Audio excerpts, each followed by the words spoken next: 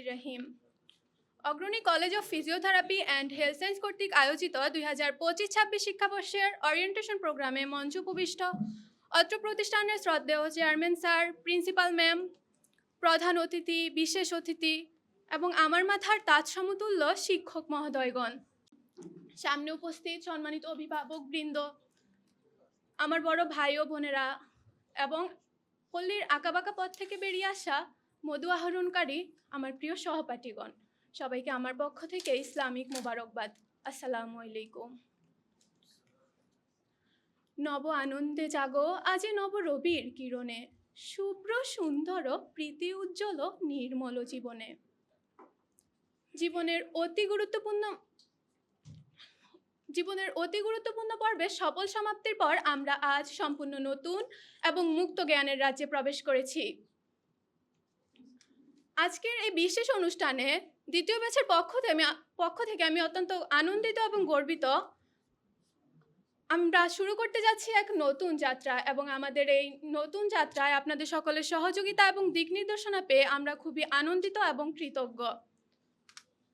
এই প্রতিষ্ঠানে আমাদের আসার মুহূর্তটি ছিল জীবনের একটি স্মরণীয় অধ্যায়। নতুন মানুষ, নতুন সুযোগের সাথে আমরা এক বিশাল দায়িত্ব গ্রহণ করেছি, মানব সেবার জন্য নিজেদেরকে তৈরি করার দায়িত্ব। বিশ্বজোড়া পাঠশালা মোর, সবার আমি ছাত্র, নানানভাবে নতুন জিনিস শিখছি দিবারাত্র।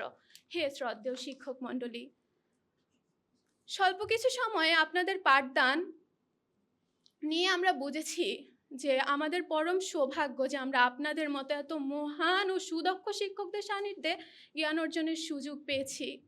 আপনাদের অবচলিত ধৈর্য, রেহমাখা ব্যবহার আর মধুবর্ষী কথাগুলো আমাদের প্রতিনিয়তই আকৃষ্ট করে।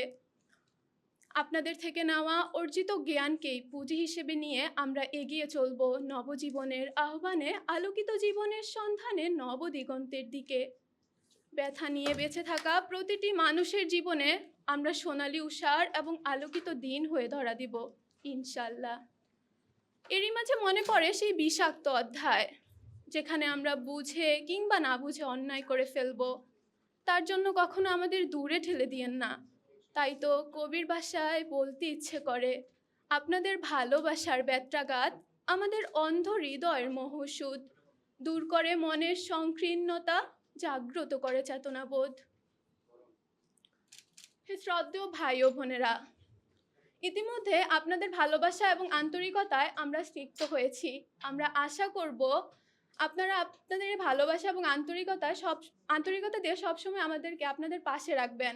আজ আমরা যারা নতুন প্রাণশক্তি ও অমৃত সম্ভাবনা নিয়ে এখানে এসেছি, আমাদেরকে সাদরে বরণ করে নিয়ে আমাদেরকে আপনাদের সাথে প্রতিষ্ঠানের সুনাম বৃদ্ধিতে অংশীদার করবেন।